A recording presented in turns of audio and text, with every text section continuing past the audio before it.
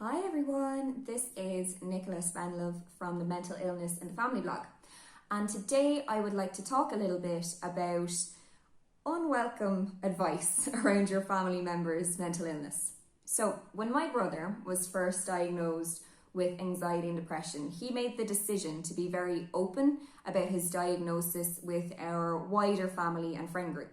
Now this was a really brave decision and a really positive one, but it also meant that all of a sudden everybody had an opinion or a piece of maybe unqualified advice to give our family about how best to manage his symptoms. Now I've gone into this in a little bit more detail on my blog post, which I'm going to link, so you can have a little read of it if you want.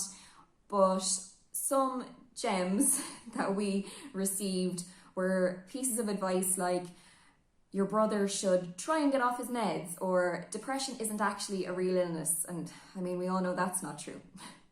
Now, when this started happening initially, I was quite upset by the pieces of advice and opinions we were getting, and I used to react quite emotionally. I would be quite rude and short to the person who was given the opinion, which I don't think was the right thing to do because it drained me and it had a negative impact on the relationships, which was something my brother didn't need. Then I started trying to use it as educational opportunities when somebody offered an opinion like that. And I found that that was quite draining too. I think it's really important to note that as family members of people with mental illness, we aren't educators. It's not our role or our responsibility to have to provide information to the wider public about mental illness. And if you find that draining or upsetting, it's okay to take a step back from it.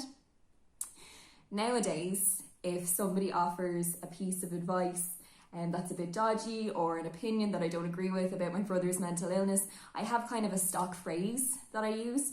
So I usually just say, okay, thank you for sharing your experience, and I'll be sure to pass it on to my brother. I think that's a polite but a firm way of showing that I don't really want to continue this conversation and I don't really think it's appropriate. I'd be really interested to know if other people have had similar experiences. If you have, you might let me know in the comments, and I'd be really interested to know how you dealt with it.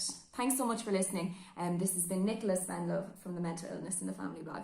See ya.